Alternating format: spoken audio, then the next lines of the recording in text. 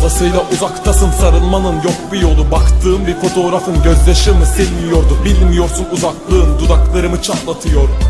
Tek bıraktım bu gövdemi, vurun hadi. Alıştırma yokluğuna, tanıyamam ki kendimi.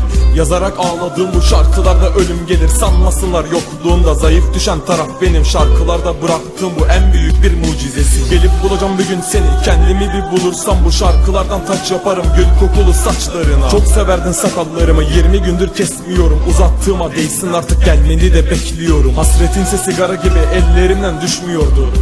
Tek ciğerle hayata mı tutunulur? Uykusuzluk dedikleri aşka olan tutkumdur. Yazdıklarım ocak birden başlayan bir tek konudur.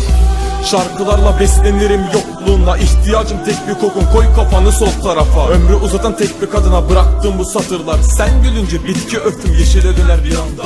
Yeşili temsil gözlerinde, hayallerimi izlediğim bir fotoğrafın denk gelir ve özlerim. Ben düşünmeden, üşenmeden yazdıklarıma nakşedermiş bu özlem. Sen özleme, ben özlerim, harman kalırım gözlerine. Gülüşlerimiz ayrı kalacak birbirinden. Başka birisi sarılacak, sarmalayacak belinden. Elimdeki son bu şarkı, mucizeler ertesine. Öldüğümü duyarsın lan o günde. Tek bir konu, ayrılığımız dudaklardan düşmüyordu. Geceye anlatılan satırlarım fazla yoğun. Sorun değil, sol tarafta darbeleri tek yaşıyorum. Defalarca çok denedim, şarkılarla yaşanmıyor. Düşünmüyorum yokluğunda başka birine tutunmayı. Sönen sigaraya sor istersen neden yandığını.